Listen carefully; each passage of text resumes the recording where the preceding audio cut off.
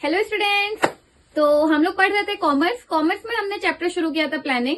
आज हम उसी चैप्टर को आगे कंटिन्यू करेंगे और आज हम उस चैप्टर को कंप्लीट करेंगे।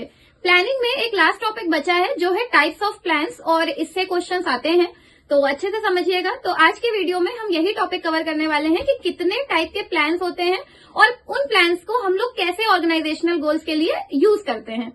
तो चलिए ज्यादा टाइम वेस्ट नहीं करते हैं और आज का वीडियो शुरू करते हैं। आ जाइए। Types of plans. आज हम प्लान्स के टाइप्स पढ़ने वाले हैं। टोटल 8 टाइप के प्लान्स होते हैं। देखते हैं कौन कौन से। नंबर 1 है ऑब्जेक्टिव्स।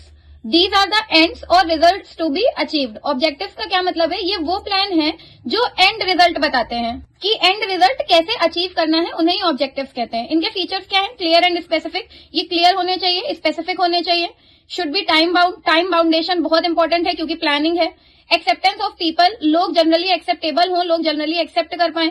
Challenging but achievable. जितने भी ऑब्जेक्टिव्स हो वो चैलेंजिंग होने चाहिए क्योंकि ऑर्गेनाइजेशनल है, बट ऐसे हो जिन्हें आप इजीली अचीव कर पाए। ऐसा भी ना हो कि अनअचीवेबल हो, अचीव ही ना हो पाए। तो ये ऑब्जेक्टिव होते हैं। Second is strategy. It is a comprehensive plan which indicates the future of the organisation.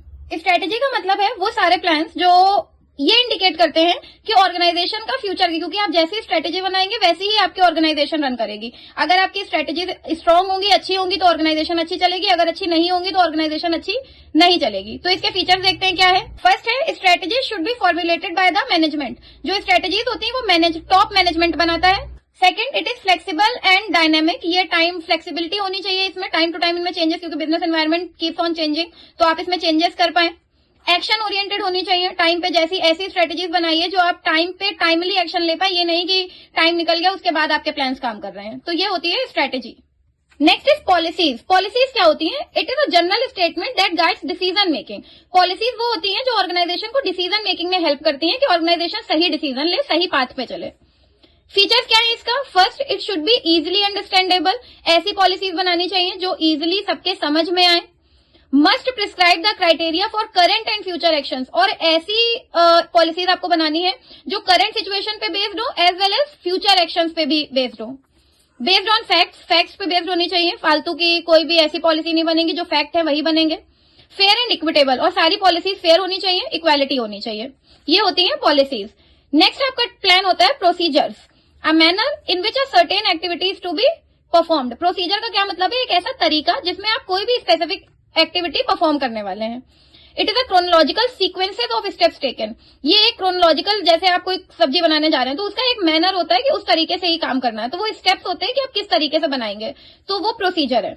Features क्या है? It's also based on fact. Fact पे बेस्ड होती है। स्टैंडर्डाइज्ड होने चाहिए, वेल बैलेंस्ड होने चाहिए। अगर आपने कहीं पे कुछ गड़बड़ कर दी तो खाना बेकार हो जाता है। रिवाइज पीरियोडिकली, और टाइम टू टाइम इसमें मतलब चेंजेस आते रहने चाहिए। तो ये होते हैं प्रोसीजर्स। नेक्स्ट पे आते हैं अब हम। Next is methods. मेथड्स क्या है? Formalised and standardised ways of accomplishing repetitive and routine jobs. तो मेथड्स वो तरीके होते हैं जिसमें आप अपना डेली का पर डे रूटीन जॉब्स करते हैं, जिस तरीके से करते हैं वही मेथड्स हैं। फीचर्स क्या है? Detailed and specific guidance. इसमें प्रॉपर डिटेल्ड और स्पेसिफिक गाइडेंस होनी चाहिए। यूनिफॉर्म नॉर्म्स होने चाहिए। यूनिफॉर्म नॉर्म्स का मतलब कि आप जो भी काम कर रहे हैं वो इस तरीके से, मतलब सेम मैनर में होना चाहिए, चेंजेस नहीं होने चाहिए।